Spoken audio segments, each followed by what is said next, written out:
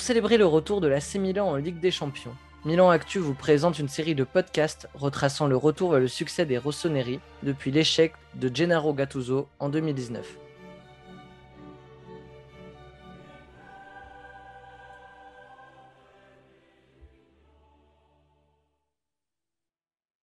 Promu de l'équipe Primavera à l'équipe première, le coach italien, légende du club Gennaro Gattuso, prend les rênes d'une équipe en demi-teinte.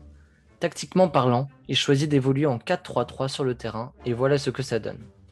En possession du ballon, l'équipe joue, se projette vite vers l'avant, avec une phase de construction plus rapide et plus fluide. Sur le plan défensif, un pressing à la perte est mis en place pour aboutir sur une récupération bien plus haute du ballon. Le milieu est constitué d'un bon récupérateur, d'un milieu box-to-box, d'un joueur plus doué techniquement derrière deux ailiers intérieurs et un pur buteur en pointe. Au mois d'octobre 2019, période difficile pour le club, Gattuso avait déclaré « Je suis très préoccupé par la mentalité de l'équipe. Nous sommes fragiles et nous avons peur. » Et effectivement, Milan était fragile à cette époque. Une absence totale de hargne dans les matchs importants, ou l'incapacité à tenir un avantage au score en sont les parfaits exemples. Sans parler des cadres en perdition, à l'instar d'un Leonardo Bonucci, complètement à côté de ses crampons. La montagne de travail pour Gattuso passe aussi par du coaching mental. Des joueurs comme Castillero, Çalhanoğlu ou Bakayoko sont revenus à leur meilleur niveau grâce à lui. Pour le Français qui arrive en prêt de Chelsea, la recette est simple. Gattuso aime ses joueurs et il leur transmet cet amour. Le jeune espoir Davide Calabria évoque avec affection un homme qui lui a beaucoup donné en tant que footballeur, mais aussi en tant qu'homme. Un lien solide s'est donc tissé entre Rino et son groupe. Gattuso mise énormément sur cette émotion pour créer une spirale positive au sein de son équipe. Sur son mandat, Gennaro Gattuso s'est rapproché de la figure de manager plus que celle d'entraîneur. Tout en s'inspirant de son passé de joueur, notamment pour inculquer la culture de la gagne à son groupe, il comble sa faible expérience d'entraîneur en mettant ses joueurs dans les meilleures dispositions possibles. Une méthode qui porte ses fruits, mais reste grandement conditionnée par le mental de ses joueurs, condition sine qua non de leur performance. Un aspect humain, parfois trop mis en avant, son discours direct et sincère en conférence de presse, restera aussi inoubliable. De la copine idéale que devrait avoir Cutrone pour être plus concentré sur le terrain au nombre de testicules que son grand-père avait, Gattuso en avait un rayon. Tout au long de cette saison 2018-2019, l'AC Milan s'est bien installé dans le top 5 de la Serie A et reste en phase avec ses objectifs finaux. Arrive alors le rush de la deuxième partie de saison, où l'AC Milan va craquer. Pourtant, le Milan avait bien débuté ce mois de février 2019. Un mois à l'issue duquel les hommes de Gattuso avaient réussi à conserver sa place qualificative pour l'Europa League, en s'imposant notamment face à l'Atalanta, Empoli et Cagliari, et en concédant le nul face à l'AS Roma. Toujours engagés en Coppa, ils vont faire un match nul à l'aller 0-0 face à la Lazio pour cette demi-finale avant de s'incliner au retour 1-0. Éliminés aux portes de la finale, le retour en championnat va être tout aussi difficile. Car entre cette demi-finale aller et cette demi-finale retour, il y a eu un mois de mars charnière dans l'avenir du club. Un mois durant lequel ils vont progressivement s'éloigner de la troisième place, notamment en perdant le derby face à l'Inter Milan, mais aussi le duel face à la Juventus. Une défaite évitable face à la Sampdoria dans le même mois, mais également des matchs nuls regrettables à Parme et l'Udinese compromettent fortement les espoirs de Ligue des Champions du Milan. Les objectifs fixés par les dirigeants à Gattuso s'éloignent. Avril 2019.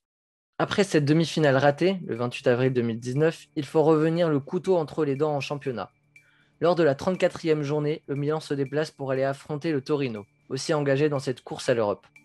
Déjà privé de Bonaventura, blessé, Milan va perdre son capitaine sur ce match. Alessio Romagnoli est expulsé à la 82e minute, défaite 2-0. Une défaite qui les fait passer de la 4e à la 7e place. Avec 56 points, ils sont relégués en dehors de l'Europe. Le Torino file devant eux. Pourtant, à égalité, ils auront une meilleure différence de but que les Milanais. Et laissent s'envoler également leurs autres concurrents. La Roma prend 2 points d'avance et se positionne 5e, tandis que l'Atalanta se positionne 4e avec 59 points. Les victoires de la 35e et 36e journée permettent à Milan de revenir à 4 points de l'Inter 4e.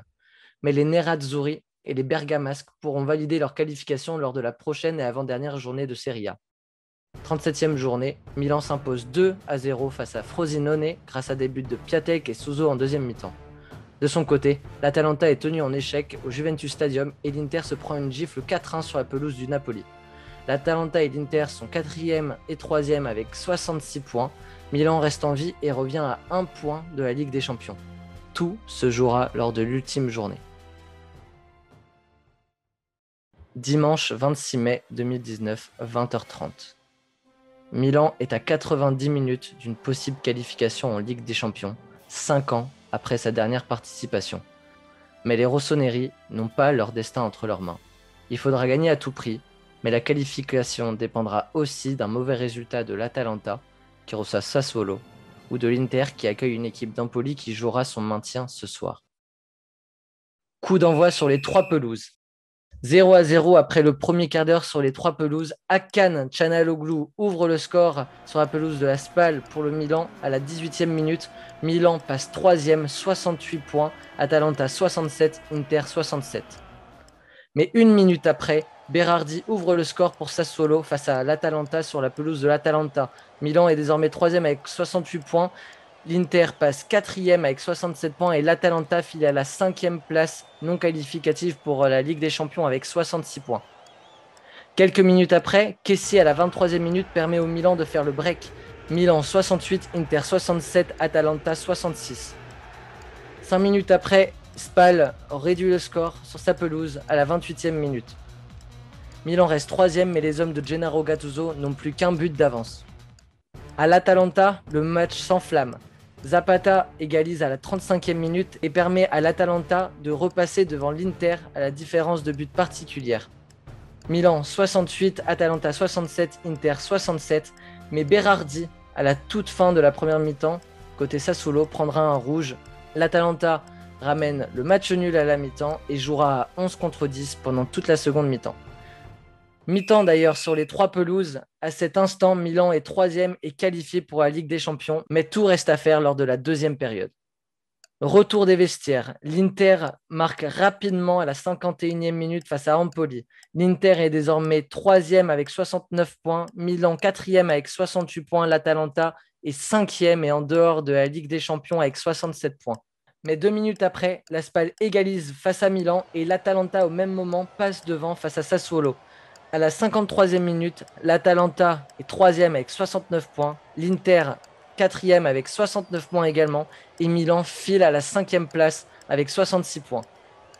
L'Atalanta fera le break à la 65e, tandis qu'une minute après, Kessie sur penalty permettra à Milan de passer devant la Spal 3-2, mais les hommes de Gennaro Gattuso ont encore un point de retard. Atalanta 69, Inter 69, Milan 68.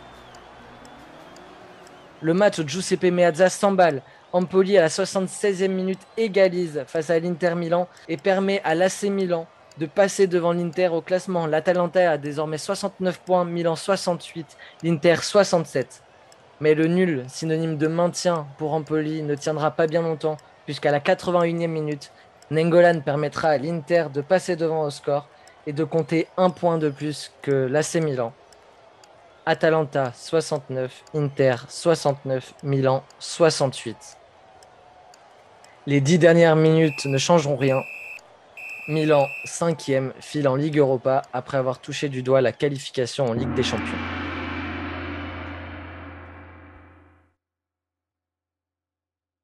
À l'été 2019, Gattuso décide donc de s'en aller.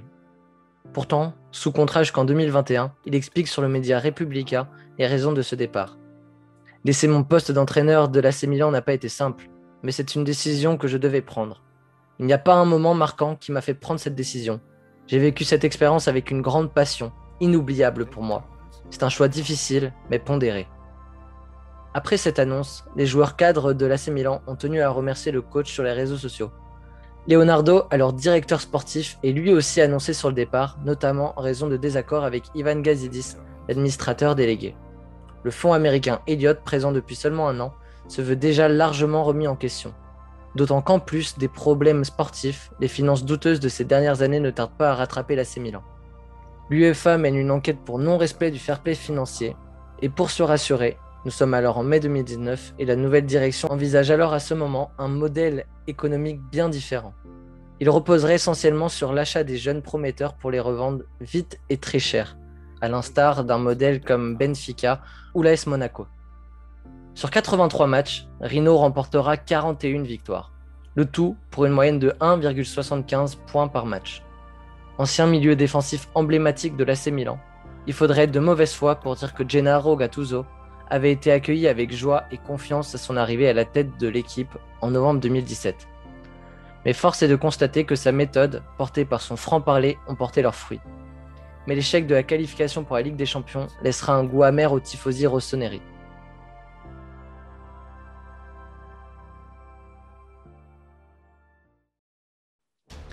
Depuis le départ de Gattuso, nombreuses étaient les spéculations pour son potentiel remplaçant. Mais c'est finalement Giampaolo qui reprend cet AC Milan qui a échoué aux portes de la Ligue des Champions. C'est le tout nouveau directeur technique, Paolo Maldini, qui a propulsé l'ancien coach de la Samp numéro 1. Giampaolo arrive avec un contrat de 3 ans assorti d'un salaire de 2 millions d'euros annuels. Déjà contactés dans le passé, les dirigeants de l'époque avaient opté pour Vincenzo Montella. La tâche est aussi lourde que prometteuse pour le tacticien. Giampaolo incarnerait ce renouveau tant attendu de l'AC Milan. Il apporterait dans ses idées de jeu sa tactique de prédilection, le 4-3-1-2, 4-4-2 en losange.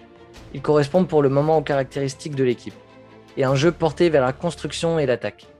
Suso serait donc positionné en numéro 10, Akan en milieu récupérateur et une double pointe offensive installée.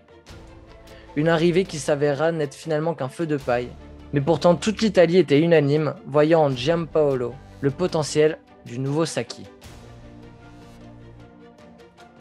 N'oubliez pas de vous abonner à la chaîne YouTube de Milan Actu et activer la cloche des notifications pour être averti de la sortie du prochain épisode de ce podcast retraçant le retour vers le succès des rossoneri depuis l'échec de Gennaro Gattuso en 2019.